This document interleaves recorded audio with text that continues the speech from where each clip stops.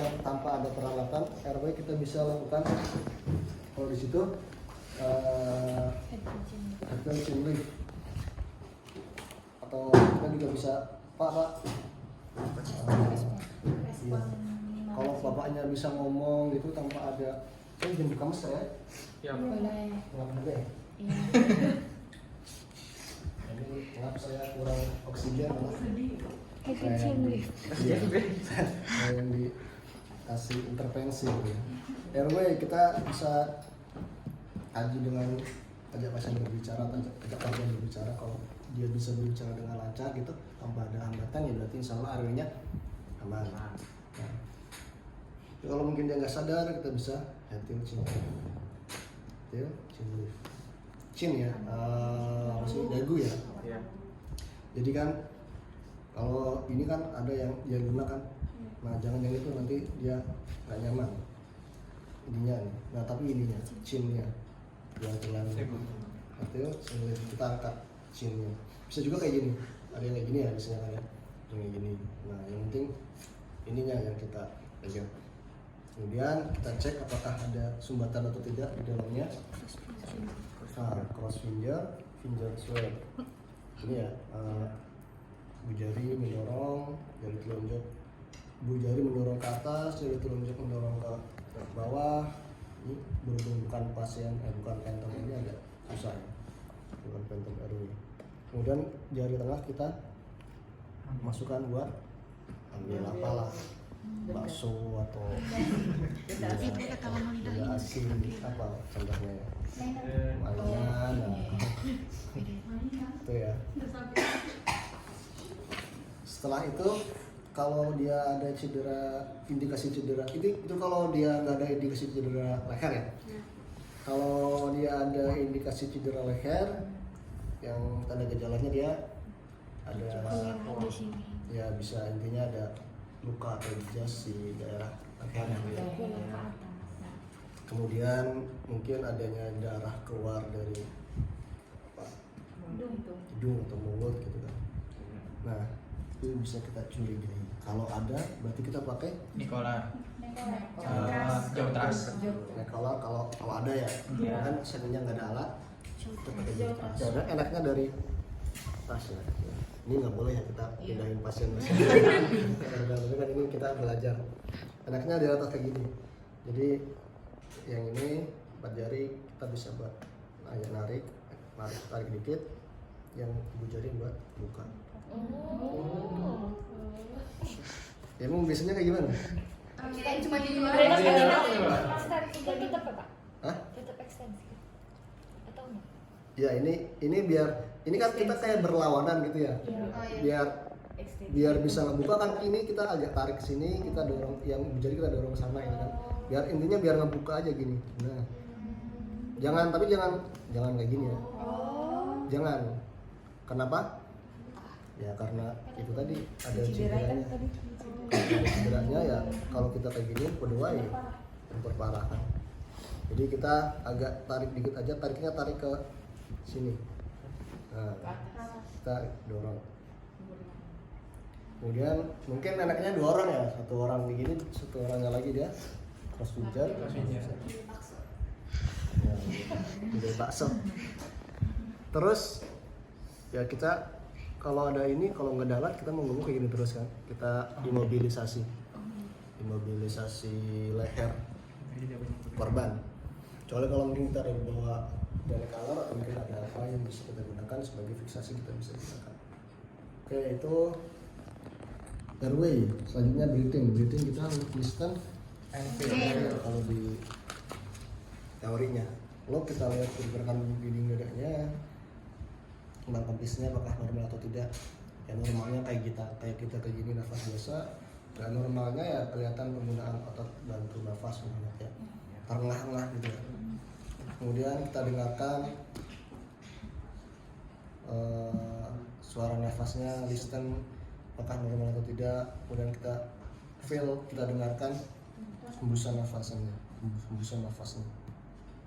Kemudian circulation, kita cek nadinya, bisa kita cek nadi di sini karotis, atau kalau mungkin di sini ada diindikasikan ada cedera yang nanti takutnya bisa memperparah, kita cek di ya bisa di radialis, bisa femoralis mungkin agak ini ya.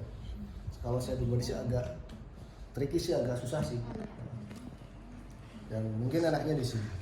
Apalagi kalau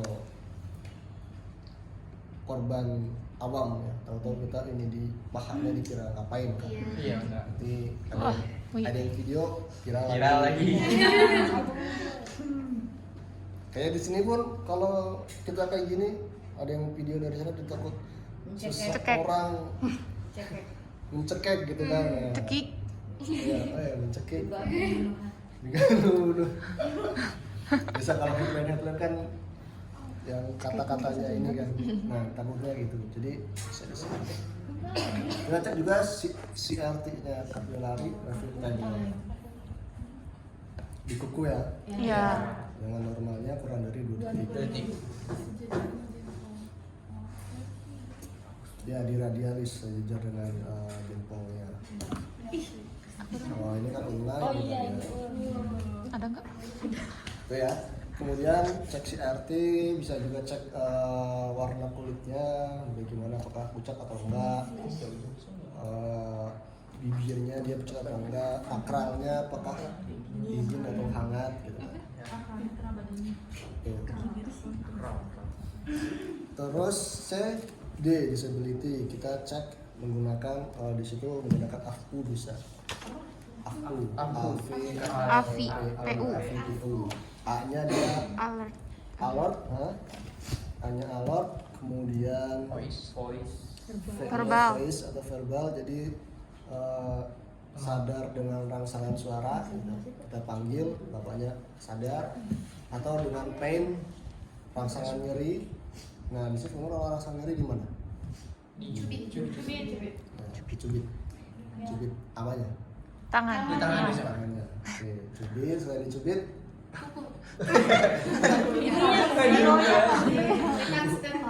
dipukul di dekat. Nah di sini di tepuk pundak. Enggak, cek nyeri ya kan? Cek nyeri buat Nyeri. kita kasih ini, kita kasih Dicubit. Bukan. Cubit. ya. Kalau rangsang nyeri kita yang dari sumber yang saya dapatkan bisa kita di sini cat ini ya. Lumayan kan? Sakit di sini apa sakit di sini? Sini. Wah ini nih. Saya tambah dulu nih. Cut. Bisa di sini, bisa ada yang saya baca di sini juga, tapi kan berhubung jurnal dibaca ya, tapi saya nggak paham sih kalau di sini biasanya diapain gitu. Wah, dicolok atau Dicolok. tapi yang saya ini yang di sini. Kalau enggak, Ya apa? kalau enggak ya pinjam bolpennya. Nah, kalau enggak yang tadi pakai bolpen itu kita iniin di kukunya. Lumayan sakit.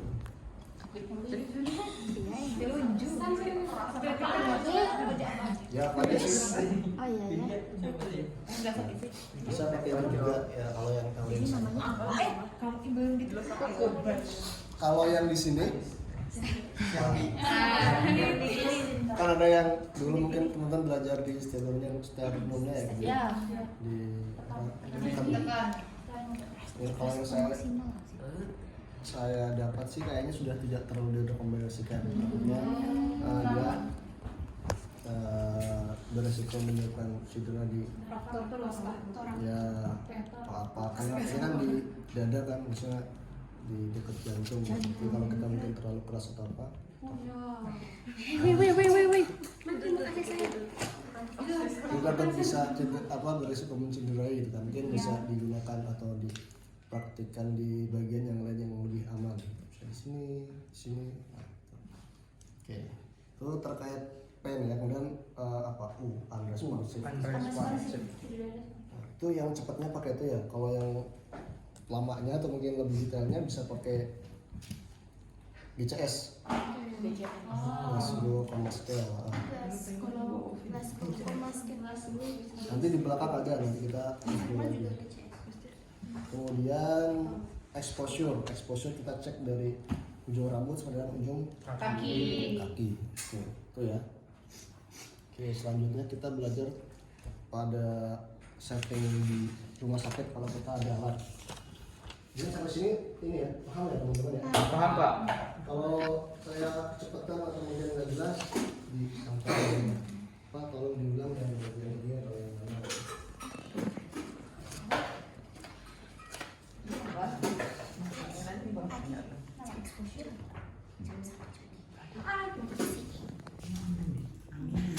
Oke, kalau kita di setting rumah sakit, intra hospital gitu ya.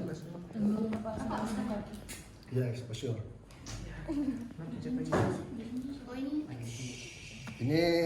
Ini kita mau ke RW, slide ke-9. Oh iya. Itu yang di setting rumah sakit. RW pertama sama kita coba kaji kepatenan jalan nafasnya dulu. Kita ajak pasien bicara, Pak gimana kabarnya hari ini gitu kan. Oh alhamdulillah saya udah lebih baik mas, kondisi saya sudah doyan makan dan sebagainya gitu kan. Itu berarti kan pasiennya dia bisa jawab dengan lancar ya, tidak ada masalah gitu ya. So kalau kayak gitu ya berarti ya dari PCS-nya bagus, dari RW-nya juga berarti bagus karena dia bisa ngomong gitu. Nah, tapi kalau mungkin ada indikasi-indikasi lainnya yang perlu kita curigai, contohnya kita juga ada, contohnya pasien juga nggak sadar gitu kan, kita bisa kaji terkait hal-hal yang bisa menyumbat jalan nafas, contohnya ada tadi itu lidah jatuh, kemudian ada sekret atau ada cairan darah dan sebagainya, atau mungkin ada bekas muntahan gitu kan, yang dia bisa berisiko menghambat jalan nafas. Nah kemudian kalau ada indikasi, contoh ada bunyi apa tadi, snoring gitu ya, ngorok gitu, kita bisa pasang opa. Nah, cara masangnya udah tahu ya? Ada skillnya sendiri atau ada ya? Nanti bisa mempelajari lebih lanjut. Pertama kita Ke atas. ke atas. Iya, nggak ada yang ada. Gitu dulu. Pastinya ya. Ya. Terus putar. Oke. Jangan lupa kita ukur dulu. Iya. Oh iya. Takutnya kelebihan kan nanti sambil masuk ke saluran nafas yang belakang nanti nggak nyaman juga. Kekurangan nanti malah dia nggak efektif gitu kan. Kita ukur dulu mulai dari, karena ini oro berarti dari mulut ya, sampai ke bawah dari telinga atau tulang apa ini mandi. Ini tulang inilah intinya. Bisa juga ada, tapi kan tulang ini juga di bawah dari telinga kan, sama aja. Kita ukur dulu. Oh udah pas nih, baru kita pasang. Ini karena berhubungan phantom airway jadi Nggak bisa makan. memang agak susah, iya. Nah, lidahnya tutupin terus. Oke, kita pasang gini ya, sampai ke langit-langit alatun gitu. Ini kita putar. Oke, tuh RW ya, opa ya. Nah, kalau pasang opa pada indikasi pasien yang dia tidak sadar, ya benar. Kalau sadar kita pakai MPA. Cara masangnya tahu ya? Baru ET doang. Baru opa aja. Kalau ini ya sama sih, kita ukur dulu, kita siapin alat, pakai handspray sebagainya, kita ukur, kita kasih gel buat membuat lumas dan biar lebih nyaman juga pasiennya itu kan, kita masukkan sambil disampaikan Pak mungkin agak tidak nyaman gitu kan, disampaikan. Ini karena bukan phantomnya jadi kayaknya nggak bisa ini. Iya, Harusnya phantom RGT. masukin, udah. Nah, tuh cara masangnya. Ukurnya sama dari saya juga. Oh iya, cara ukurnya dari, karena ini ya naso hidung, berarti dari hidung sampai ke telinga sama. Nah ini lebih berarti ini kelebihan. Tuh ya. Kemudian bisa juga ini kalau indikasinya dia nggak sadar. pasiennya apneu, nggak sadar apneu, usia dia pernafasannya sudah tidak normal gitu ya, tidak bisa bernafas dengan sendirinya, maksudnya harus butuh bantuan alat kayak ventilator gitu, kita pasang ini. Sebelumnya kita BVM dulu kan, BVM apa itu, ambil back lah ya. Oh, back. Sambil kita siapin alat, kan biasanya BVM dulu, siapin alat. Nanti teman-teman bisa belajar mandiri ya, karena yang penting kan ini outcome-nya teman-teman tahu tata cara step by step-nya, tahu alat-alatnya. Nah, kalau penggunaan masing-masing itu kan ada skillnya sendiri, itu nanti bisa dipelajari. Intinya kita bisa pakai ini, ya itu kita ukur dulu. Ada yang dia pengukurannya perhitungan melalui dengan menggunakan apa, usia atau menggunakan RDB biasanya, atau mungkin ada juga jurnal yang dia menggunakan clinking pasien. Ada juga jurnal yang pakai itu disamakan. Kalau clinking-nya mungkin sudah sama pas, berarti mungkin itu yang pas. Tapi itu udah ada penelitiannya, sudah ada jurnalnya, jadi bisa teman-teman gunakan sebagai pedoman. Itu ya airway.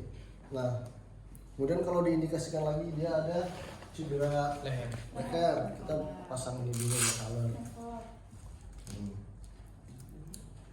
Pernah lihat ini ya, sering ya? Sering. Di TV.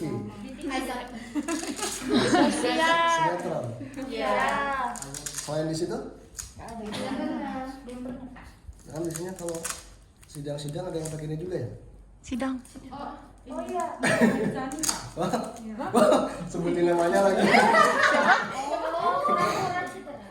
Siapa? Sebutin lagi.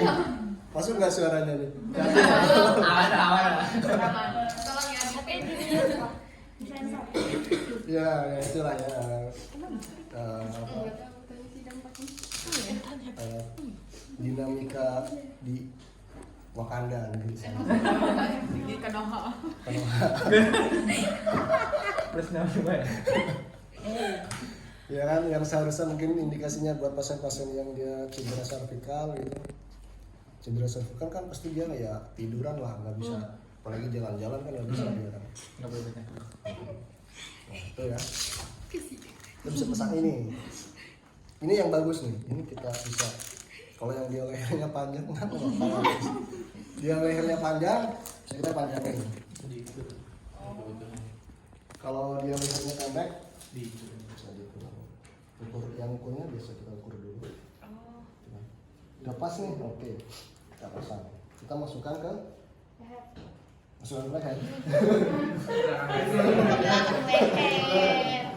Ya, apa namanya? Ya. Tengkuk. Hah? Tengkuk. Ah iya, tengkuk.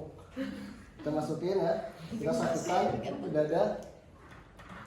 Dengan tujuan kalau dia nggak disapuin, takutnya dia nyenggol-nyenggol gini kan. Kalau dia langsung gini, sapuin biar dia nggak nyenggol dagu, biar nggak ada gerakan. Udah kita. Mana pohonnya? Nah, kita rekatkan. Nah ini ya, center gini ya. Jangan ada yang misalnya gini. Nah, ini gini. Gini ya. Nah, kita bisa cobain. Kita kaji, Pak, apakah sudah pas? Apakah mas saya kecekek nih? Sudah nyaman nggak atau sudah nyaman gitu? Aku udah nyaman mas. Oke. Udah pasang ya. Setelah itu apa? Setelah airway kita ke breathing. Nah breathing kita kaji tadi itu look, listen, and feel. Kemudian kalau di dalam rumah sakit mungkin yang teman-teman harus garis bawahi atau harus perhatikan terkait saturasi oksigennya. Dari saturasi oksigennya kan udah ada alat kan, ada oximeter ya, atau mungkin bisa dipasang monitor. Sudah kita bisa lihat saturasinya berapa gitu. Nah dari situ kita bisa ketahui apakah pasien butuh bantuan oksigen atau tidak. Nah, kalau gitu kita bisa pasang apa ini? Atau mungkin cukup sederhana nggak ya? Cukup sederhana yang cukup ini aja ya. Atau mungkin bisa RM, ini RM ya, atau mungkin bisa NRM, non breathing mask Bedanya tahu ya? Ada 3 kaki. Nah, kalau yang NRM itu ya ada katupnya. Kalau RM dia tidak ada. Nah, kalau fungsinya juga udah tahu ya. Jadi ya, ya, jadi kalau dia NRM dia full 100% yang dihirup adalah oksigen gitu. Kalau RM dia ada kemungkinan buat tercampur. Nah, buat liter-literannya juga ada di situ ya. Ini berapa liter, face mask berapa liter, ini berapa liter. Kalau ada indikasi contoh mungkin napasnya ya saturasinya turun 90 gitu contohnya kita bisa pasang ini sampai pasang. Oke. Kemudian udah breathing ya. Setelah itu oh ya bisa juga ada yang mouth to mask, mungkin bisa pakai BVM gitu ya, breathing. Kalau mouth to mungkin sekarang sudah tidak direkomendasikan karena post covid ya, ada covid.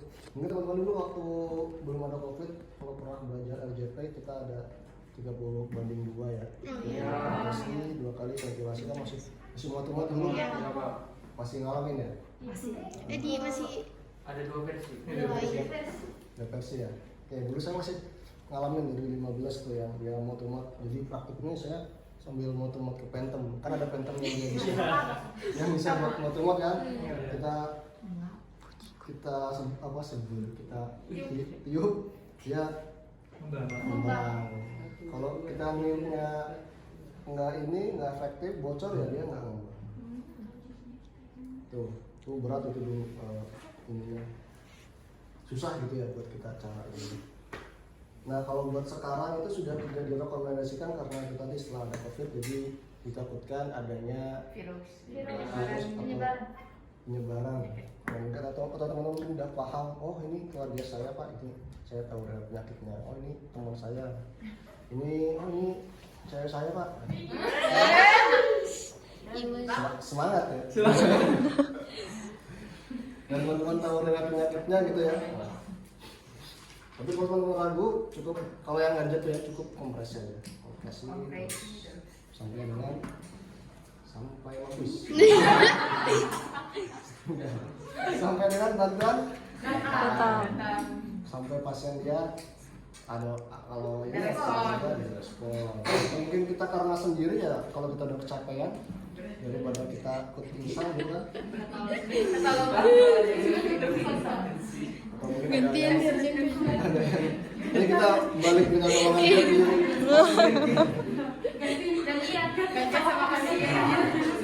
masih nggak sadar kita yang ini ya.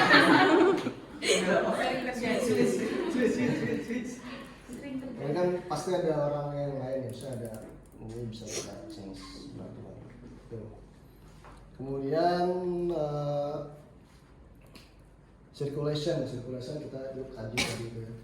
Tambahannya mungkin kalau di rumah sakit ya kita kan udah ada bed circulator, kita tahu tekanan darahnya, gitu kan?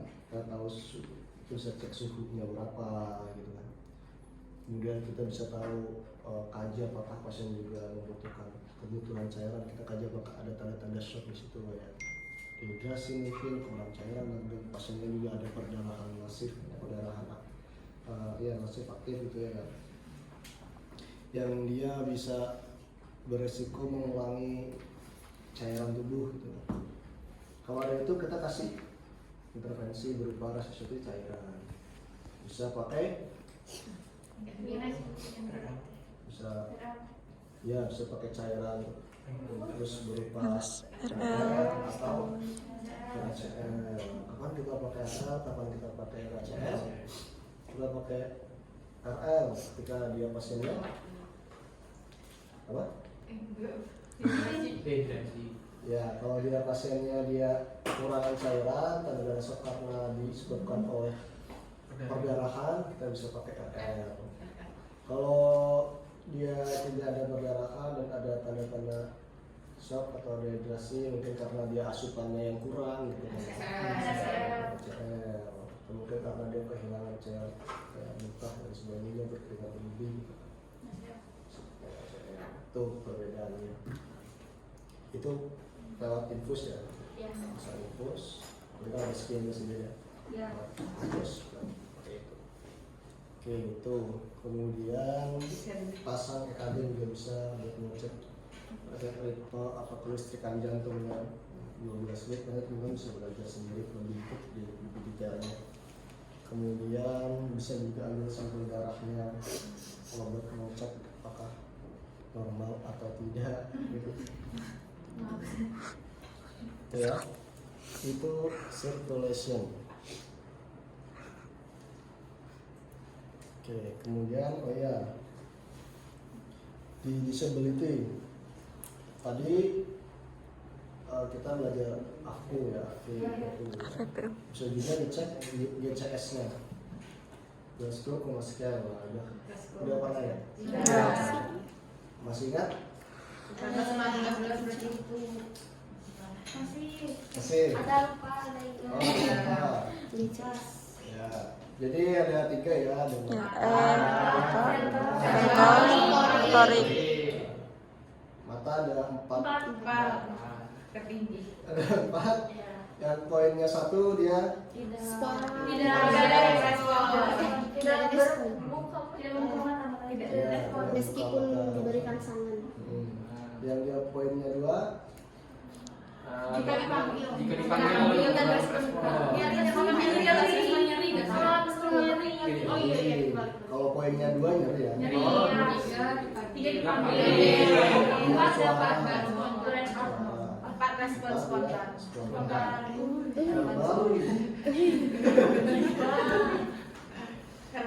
Verbal 5. 5.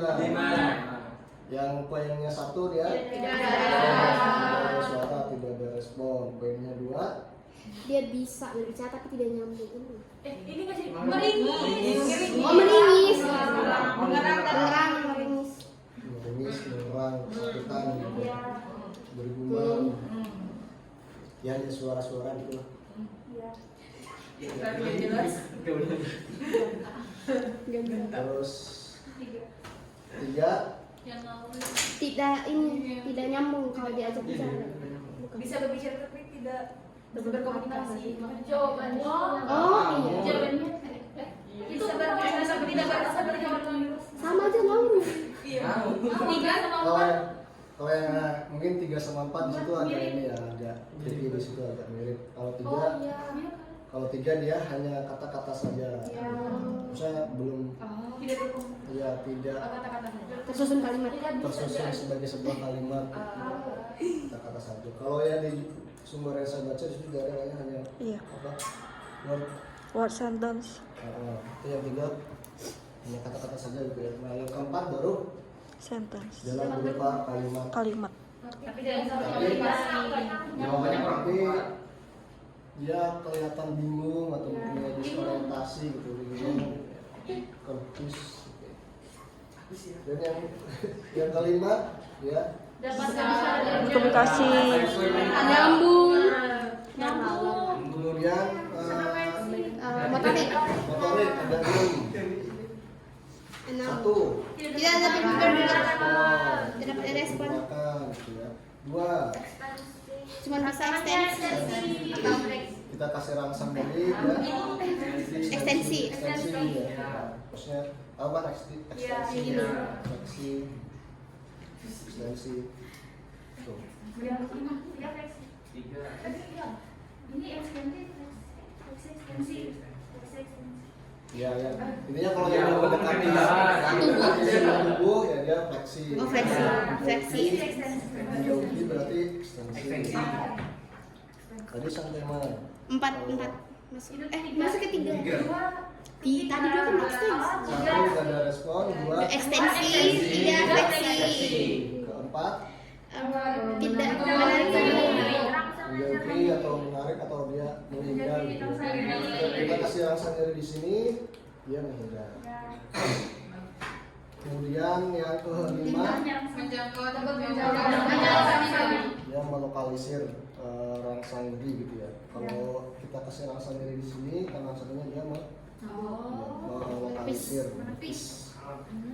Kemudian yang keenam dia Dapat menit. Bapak bisa angkat tangan kanannya, ibu bisa angkat tangan kirinya, ibu bisa berjalan, ibu bisa pulang.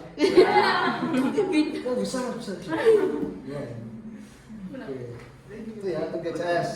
Nanti bisa diapalin lagi ya kalau misalnya kan mau praktek juga tak? Iya. Jadi biar kita barangkali ditanyain kan mungkin suruh bisa lah apa aku tuh.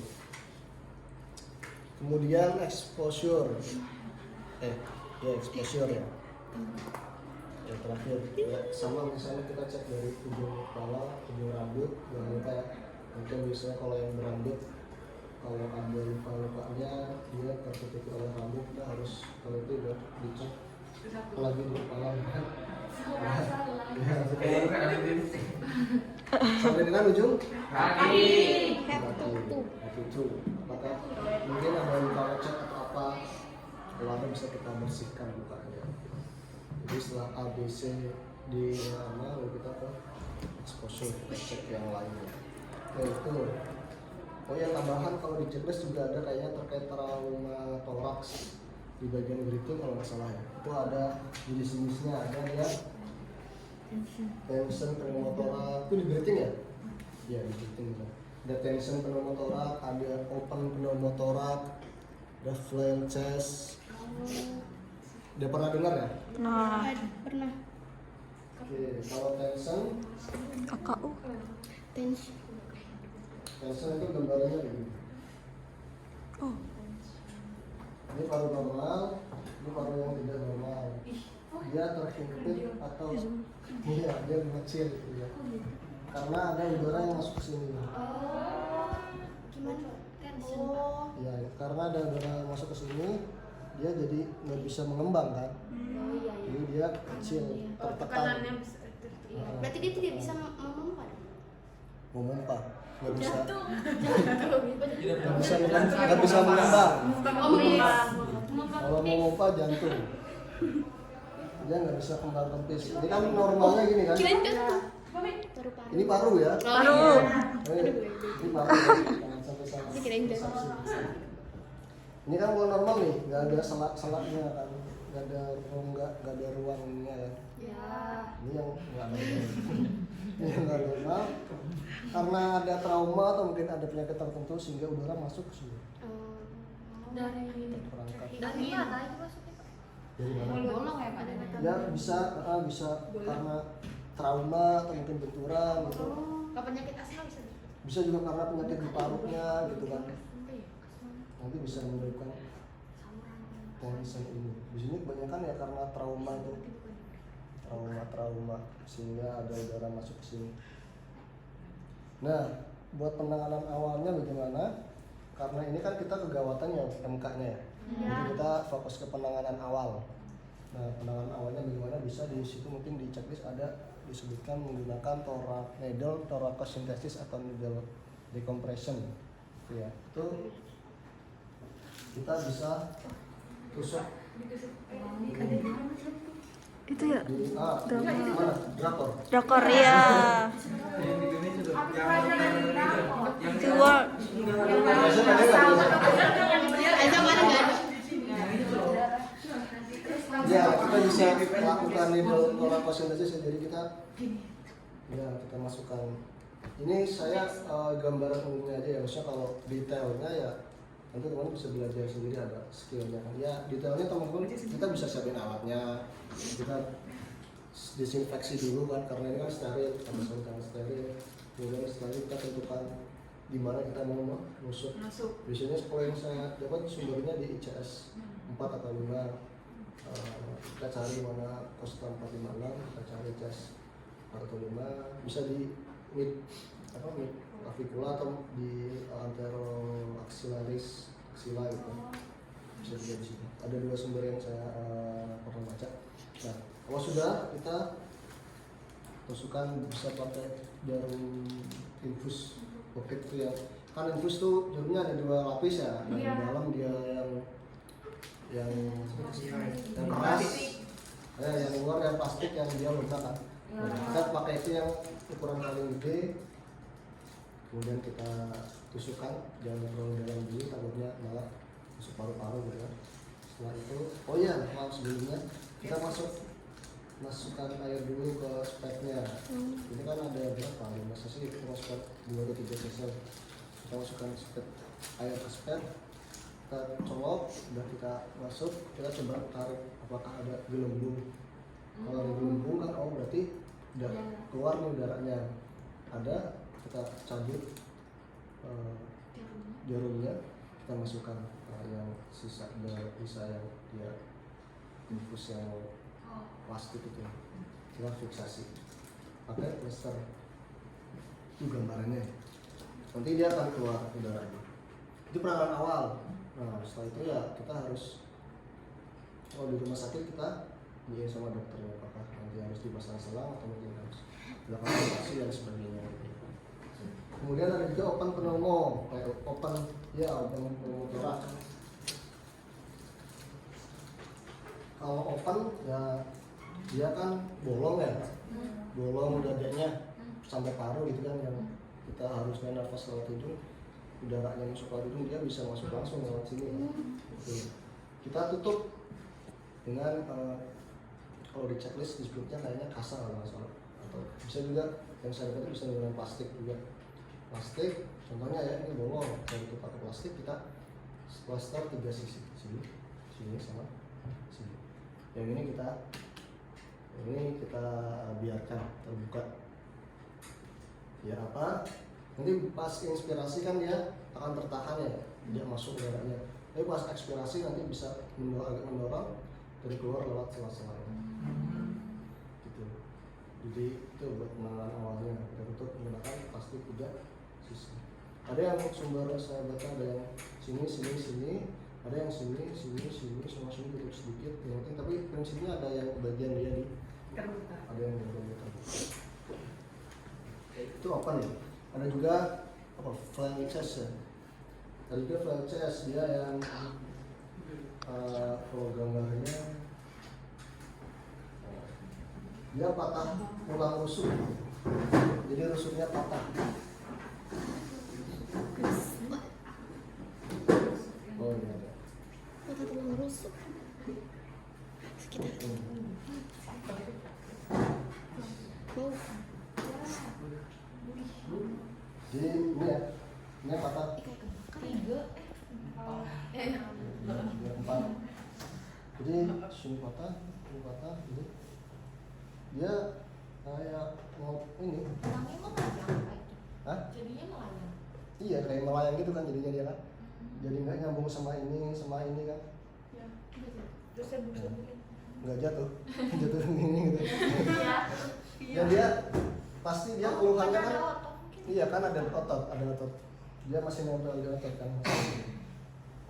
Tapi kan pasti dia pertama nyeri kan, dia nyeri, kemudian mungkin karena nyerinya ganggu dia nafas, jadi ya pertolongan pertamanya karena dia fraktur ya sesuai dengan fraktur kita masuk kita bide yang bagian dada gitu. Intinya buat mengimobilisasi supaya dia tidak bergeser-geser, tidak melayang-layang bisa. Dan kita juga tetap kasih bantuan oksigen dan juga ketika pasien mungkin tidak bisa mengalami sakitnya kita kasih obat anti nyeri analgesia seperti itu. Kemudian kalau ada indikasi mungkin dia menyebabkan trauma atau perdarahan pada dada toraksnya gitu bisa diindikasikan dilakukan operasi. Itu chest. Ya itu tadi terkait beberapa cedera di bagian dada gitu. Oke itu sepertinya sudah selesai kalau bukan